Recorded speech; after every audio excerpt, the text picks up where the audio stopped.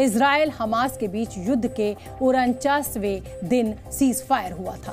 पहले हुए समझौते में 4 दिन के सीज फायर पर सहमति बनी थी, जिसे 2 दिन आगे बढ़ाया भी गया और आज सीज फायर का 6वां दिन हो गया है।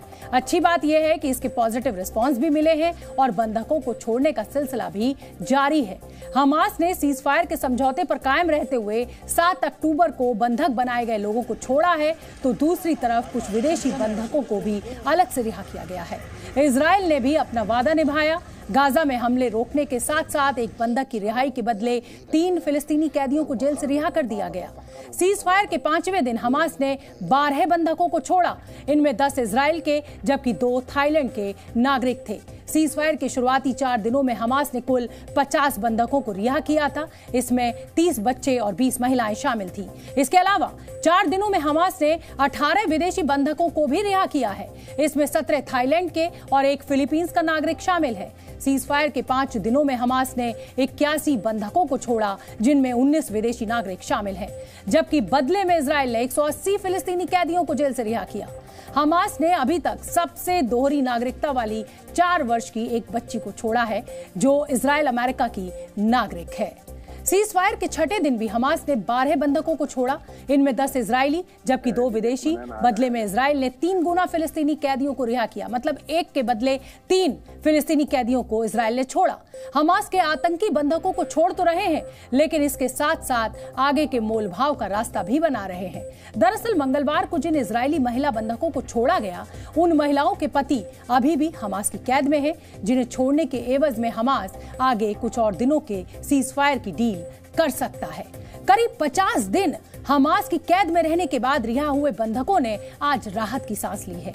उनके परिजनों को थोड़ा सुकून मिला है, लेकिन हमास की कैद में इनके साथ जिस तरह का व्यवहार हुआ, जिस तरह इन्हें प्रताड़ित किया गया, उसे याद कर कर रिहा हुए इजरायली बंधक सहम जाते हैं। इनकी आंखों के सामने मौत का वो भयानक मंजर एक बार फिर से ताजा हो जाता है।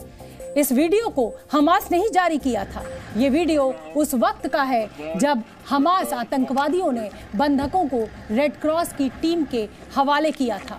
वीडियो में बंधक महिलाएं हमास आतंकवादियों को गुड बाय करते हुए दिख रही हैं। इस वीडियो के जरिए हमास ने ये भ्रम फैलाने की कोशिश की कि उन्होंने बंधकों के साथ अच्छा व्यवहार किया, जिस वजह से उनके और बंधकों के बीच अच्छे रिश्ते बन गए, जबकि ये प्रोपेगेंडा से ज्यादा कुछ भी नहीं दिखता। 7 अक्टूबर के इस वीडियो पर अगर ध्यान दें तो जब इजराइल से लोगों को अगवा किया गया था, हमास के इन्हीं आतंकवादियों ने बंधकों के परिजनों की बड़ी ही बेरहमी से हत्या की थी। ऐसे खूंखार आतंकवादियों से रहम या फिर अच्छे व्यवहार की उम्मीद तो की ही नहीं जा सकती। और सही मायनों में हमास के आतंकी बंधकों को हर पल मौत का डर दिखाते थे, उन पर अत्याचार करते थे। इस सच का खुलासा उन बंधकों ने किया है जो हमास की कैद से छूट कर आए हैं। और इसी पर हमने एक रिपोर्ट तैयार की है, जिसको आपको जरूर देखना चाहिए।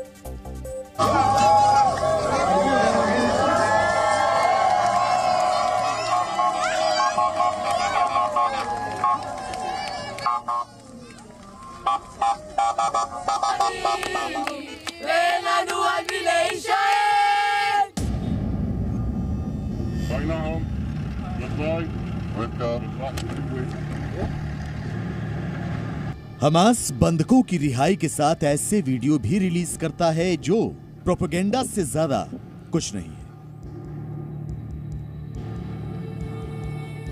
बंधकों के चेहरे पर छाया खौफ साफ इशारा कर रहा है कि इन्हें गुड बाय करने के लिए मजबूर किया गया है। यह तस्वीर 12 साल के इजरायली बच्चे एतान याहलोमी की है। जिन बंधकों को आतंकियों ने छोड़ा है, उनमें एतान भी एक है। एतान ने हमास के आतंक की जो दास्तान सुनाई है, वो रूह कपा देने वाली। एतान ने इजरायली सेना को बताया है कि बच्चों को हमास की कैद में रोने तक की आजादी नहीं थी। एतान के साथ हमास आतंकियों ने मारपीट की थी। बच्चों के रोने पर उन्हें गोली मारने की धमकी दी जाती थी। पिस्टल की नोक पर बच्चों को नरसंहार के वीडियो दिखाए गए। एतान के पिता अब भी गाजा में हमास की कैद में हैं। आतंकियों ने एतान की मां और बहन को भी पकड़ा था, लेकिन वो गाजा पहुंचने से पहले ही हमास की कैद से भाग निकली थी। שמענו היום את העדויות המזעזעות כיצד איתן בן ה-12 אולץ לצפות בסרטוני זוועות על ידי מחבלים והוקע על ידי מחבלים. הוא רק בן 12. עדותו של איתן ממחישה שחמאס הוא ארגון טרור אכזרי שלא מאפשר לצלב האדום לבדוק את מצבם של החטופים. זוהי חובה מוסרית, אנושית ועולמית להתעקש שהצלב האדום יממש את אחריותו. אנחנו נעשה הכל, כדי להשיב את כל החטופים הביתה, בין אם במהלך ההפוגה ובין אם באמצעות המשך הלחימה. 84 साल की इल्मा पर भी हमास के आतंकियों ने अत्याचार किए। इस बुजुर्ग ने हमास की कैद में पूरे 51 दिन गुजारे हैं। बीमार इल्मा को दवाएं तक नहीं दी गई। हालांकि 51 दिन बाद इन्हें आतंकियों ने छोड़ दिया। Elma was in Hamas captivity for 51 days and nights. She was kept in a harsh condition. She was denied life-saving medication. She was not visited by the Red Cross. When she was released from captivity, she was in a critical condition. Elma is a reminder of her critical mission. Now she's home. She's being taken care of. But who's taking care of other hostages in Gaza? Israel के योनी carts Asher उन खुश नसीब लोगों में शामिल हैं जिनके परिजन हमास की कैद से छूट कर आए हैं। आशेर के परिवार के 3 लोग हमास की कैद में थे जो अब रिहा हो चुके हैं, लेकिन उनके दिलो दिमाग पर आतंकियों का जो डर छाया हुआ है वो अब भी बरकरार है। משפחתי, דורון, רז ואביב, שבו אליי הביתה מן השבי. אני נחוש להביא לתקומתה של משפחתי מהטראומה הנוראית שעברנו והשכול הנוראי שעברנו למען עתיד הילדות ודורון. ימים מורכבים עוד לפניי. हमास के आतंकी गवाह डेनियल अलोनी भी है। अलोनी उसकी 5 साल की बेटी और पति को आतंकियों ने बंधक बनाकर रखा था। मां बेटी को रिहा कर दिया, लेकिन इन्हें छोड़ने से पहले आतंकियों ने एक थैंक यू लेटर लिखवाया है जिसमें अलोनी ने लिखा, आतंकियों ने मेरे और मेरी बेटी के साथ काफी अच्छा व्यवहार किया। हमास के लोगों के बीच रहते हुए मेरी बेटी को ऐसा लगा मानो वो गाजा की महारानी है। आपके साथ गाजा में इतना कुछ हो रहा है, फिर भी आप इतने अच्छे दिल के लोग हैं। इसके लिए मैं आपको शुक्रिया कहना चाहती हूँ। यकीनन इस पत्र को मजबूरी में लिखा गया क्योंकि डेनियल अलोनी के पति अब भी हमास की कैद में है। दरअसल ये सब हमास के प्रोपेगेंडा का हिस्सा है। इसी तरह हमास के आतंकी बंधकों के गुड बाय वाले वीडियो रिलीज करते हैं। बंधकों से गुड बाय जबरन कराया जाता है। उसका सबूत देखिए। रिहा हुए बंधक इस लड़के ने आतंकियों के सामने गुड बाय किया, लेकिन अगले पल इसके हाथों का इशारा देखिए। हाथों की मूवमेंट देखकर साफ पता चलता है कि इससे जबरन गुड बाय कराया गया। हमास की कैद से रिहा होने वाले बंधक खुलकर हमास के खिलाफ बोलने से फिलहाल बच रहे हैं, और इसकी वजह यह है कि जिन बंधकों को हमास छोड़ रहा है उनके परिवार के किसी सदस्य को अभी अपनी कैद में रखे हुए हैं। 150 के करीब बंधक अब भी हमास की कैद में। Over 150 of our hostages, men, women, children, babies. Who's taking care of them? Who is holding a 10-month-old baby, Kfir Bivas? I'll tell you, ruthless terrorists are holding him hostage in Gaza. We call on the international organization, especially the Red Cross, to use every tool at their disposal to gain access to our hostages, to make sure they're receiving the medical care they need. Our hostages are not lost. Hamas महिलाओं और बच्चों को छोड़ रहा है। जब ये बंधक इजराइल डिफेंस फोर्स के हवाले होते हैं तब डर साफ दिखता है। बच्चों को सामान्य करने के लिए इजरायली सेना अलग अलग तरीके अपना रही है।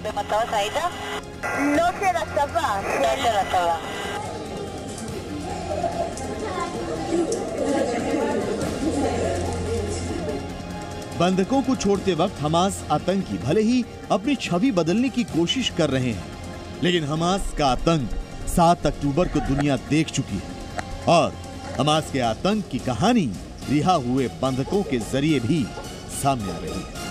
ब्यूरो रिपोर्ट, जी मीडिया।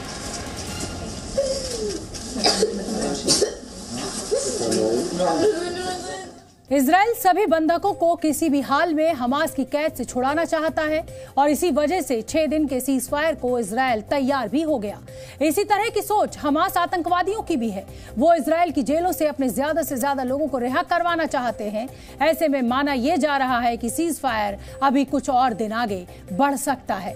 इजराइल के प्रधानमंत्री कार्यालय को ऐसी जानकारी मिली है कि हमास सीज फायर को कम से कम 4 दिन और आगे बढ़ाना चाहता है। ऐसा करने के पीछे 2 बड़ी वजह है। पहली वजह है हमास ज्यादा से ज्यादा फिलिस्तीनी कैदियों को रिहा कराना चाहता है और दूसरी वजह हमास गाजा के लिए ज्यादा मानवीय सहायता हासिल करना चाहता है। सीज फायर को आगे बढ़ाने को लेकर हमास ने मध्यस्थता कर रहे देशों से इस बारे में चर्चा भी की है। जानकारों का मानना है कि इजराइल नए समझौते पर सहमत हो सकता है। ऐसा इसलिए क्योंकि अभी हमास की कैद में 150 से ज्यादा बंधक हैं, जिनमें 9 बच्चे शामिल हैं। इन बच्चों में एक बंधक बच्चा तो सिर्फ 10 महीने का है और इस 10 महीने के बच्चे की जान की, उसकी सेहत की चिंता इजराइल सरकार को है। सीज फायर आगे बढ़ने का इजराइल के नजरिए से मतलब हमास की कैद से ज्यादा बंधकों की रिहाई है, जबकि हमास इस दौरान फिलिस्तीनी कैदियों को बदले में रिहा करवाएगा। यानी दोनों अपना अपना फायदा देख रहे हैं। इसी के साथ हमास के नेता खुद के लिए सुरक्षित जगह तलाशना चाहते हैं, क्योंकि नॉर्थ गाजा में उनके लिए अब सुरक्षित ठिकाना बचा नहीं है, जबकि इजराइल अब साउथ गाजा में अपना ग्राउंड ऑपरेशन करने की तैयारी कर चुका है। सीज फायर के दौरान एक तरफ हमास नेता खुद को महफूज करना चाहते हैं, तो दूसरी तरफ इजराइल अपनी तैयारी पुख्ता कर नए सिरे से हमास को खत्म करने पर काम कर रहा है। इजराइल हमास के इस युद्ध में अब अरबपति एलन मस्क की एंट्री भी हो गई है। सीज फायर के चौथे दिन एलन मस्क इजराइल पहुंचे थे। यहां उनकी मुलाकात प्रधानमंत्री बेंजामिन नेतन्याहू से हुई थी और इसके बाद दोनों ने किबुत्ज कफार अज़्ज़ा का दौरा किया, क्योंकि यहीं पर हमास ने 7 अक्टूबर को हमला किया था, हमला बोला था। इससे पहले एलन मस्क और नेतन्याहू के बीच सोशल मीडिया प्लेटफॉर्म एक्स पर लाइव चैट भी हुई थी। चैट के दौरान एलन मस्क ने कहा कि हमास को खत्म करने के अलावा कोई रास्ता नहीं है। एलन मस्क ने ऐसा तब कहा जब नेतन्याहू ने उन्हें हमास के हमले के वीडियो दिखाए थे। वीडियो देखने के बाद एलन मस्क ने कई और बातें कही। उन्होंने कहा कि नरसंहार करने वालों का खात्मा जरूरी है। उनका मतलब हमास से था। मस्क ने यह भी कहा कि लोगों को हत्यारा बनने की ट्रेनिंग देने वाला प्रोपेगेंडा बंद होना चाहिए। उन्होंने कहा कि गाजा के भविष्य के लिए ऐसा होना बेहद जरूरी है। साथ ही मस्क ने गाजा के अच्छे भविष्य के लिए मदद की पेशकश भी की। हमास आतंकवादियों ने इस मौके को कैश करने की कोशिश की। मस्क के ऐलान के अगले दिन यानी मंगलवार को हमास के एक सीनियर लीडर ओसामा हमदान ने प्रेस कॉन्फ्रेंस की, जिसमें एलन मस्क को गाजा पट्टी आने का न्योता दिया गया। فإننا نقدم الدعوة للسيد إيلون ماسك الذي زار الاحتلال قبل أيام إلى زيارة قطاع غزة يوم أمس إلى زيارة قطاع غزة للاطلاع على حجم المجازر والجرائم التي ارتكبت ضد أبناء شعبنا। इस प्रेस कॉन्फ्रेंस में ओसामा हमदान ने गाजा को पीड़ित की तरह पेश करने की कोशिश की। ओसामा ने कहा कि 50 दिन के अंदर इजराइल ने गाजा में 40,000 विस्फोटक गिरा दिए, जिससे फिलिस्तीनियों के घरों को नुकसान पहुंचा है।